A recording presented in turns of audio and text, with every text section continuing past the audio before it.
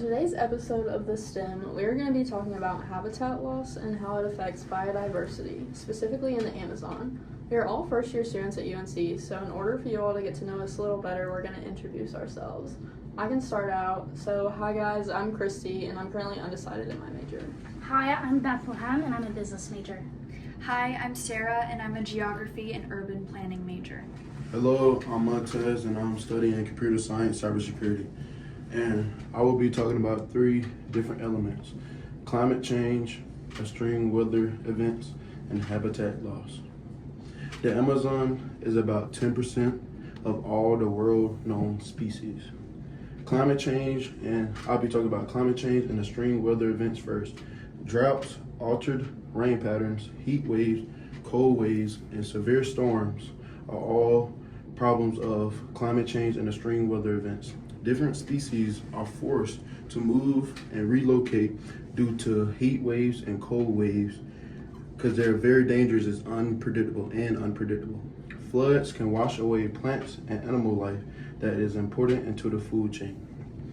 Droughts can affect and reduce the water source that animals rely on. Extreme storms can destroy entire habitats, uproot large trees, and leave species without their home. I'll be talking about habitat loss.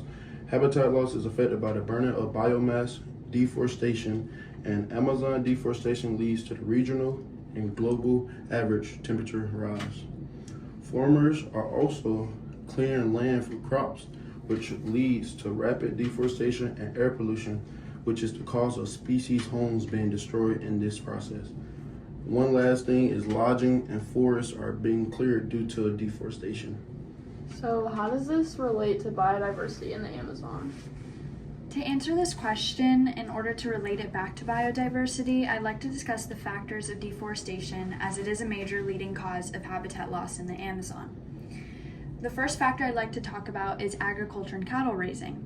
Cattle raising is one of the most important drivers of deforestation and is responsible for approximately 80% of the deforested areas in the legal Amazon, according to the Brazilian Journal of Biology. The agricultural economic expansion and development is based on cattle raising in the Amazon, and cattle raisers benefit from the available and cheap land and little to no labor and environmental laws that the Amazon has, so they're able to get away with a lot more. Another factor is lack of territorial planning. The lack of territorial planning would result in uncontrolled human intervention, which is already being seen in the Amazon, and implementing good territorial planning would help protect and preserve biodiversity, as it would identify areas of ecological importance such as biodiverse hotspots, which would then allow for strict protections from deforestation and agriculture. Zoning would also minimize human impacts, which would then protect any sensitive communities in the ecosystem. Another factor is monoculture. As Montez mentioned, clearing land for crops is a big issue in the Amazon, as mechanized agriculture methods are being implemented in order to target the international market for the economy, and this indirectly takes part in the cycle of deforestation. An example I'd like to bring up is the monoculture of soybeans in the Amazon. They're motivated by low land costs and weak environmental law enforcement in northern Brazil. Another factor is the introduction of exotic species.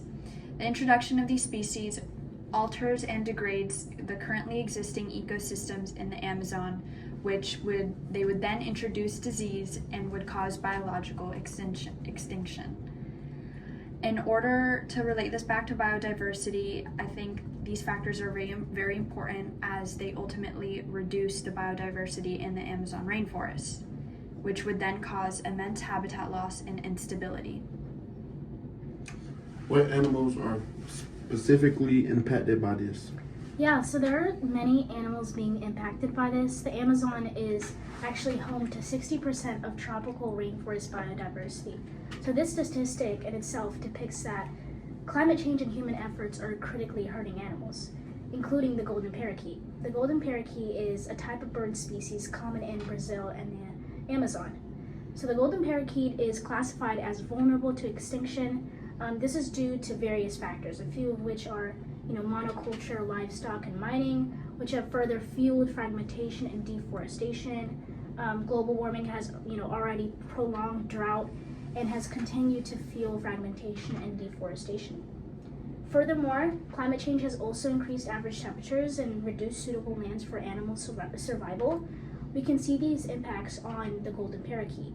Due to climate change and human efforts, this species has already lost 30 to 40% of its original forest habitat. In a Scopus study, reproduction levels were found to be tied to the abundance of food resources. The various climate change issues have already decreased food resources. They used a study to further prove this, and they used a chalkboard statistical method to conduct this study. So they used a grid-like format overlapping the area with present and future scenarios of remaining vegetation. So in doing this, they were able to measure the percentage of loss or gain of suitable vegetation for the animals, specifically the golden parakeet, and base that to further evaluate their analysis. And so, in conclusion, they found that, they predicted that they will lose over 80% in suitable vegetation, leading to the complete extinction of many species, including the golden parakeet. Is anyone doing anything to save these animals? Yeah, there are actually a couple of different organizations that work together to prevent habitat loss and maintain diversity throughout ecosystems. One of the main organizations is the Wildlife Society, and they basically try to create environmental policies that intend to protect wildlife and their habitats. According to the Wildlife Society's conservation policies, some of their main policies include promoting a better understanding of mankind's role in the world's ecosystems as to minimize the contamination and harmful alteration of the environment, and encouraging the retention or enhancement of habitats for native plants and animals on public and private lands. Through policies like these, the Wildlife Society is kind of doing what they can to educate people on maintaining plant and animal habitats, with the hope that these people in turn will do their part in protecting those spaces. Another organization that's trying to reduce habitat loss is the Society of American Foresters.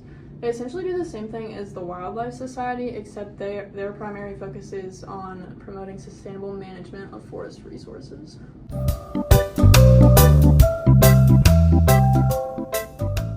Now that we have pretty much covered everything, we want to thank all of our listeners for tuning in. The main things we hope you can take away from this episode is that habitat loss is the #1 cause of the decrease of biodiversity in the Amazon. While there are some organizations trying to prevent this, it is essential for everyone to simply understand what is going on. You can help make that happen by sharing this podcast episode with some of your friends. Until next time.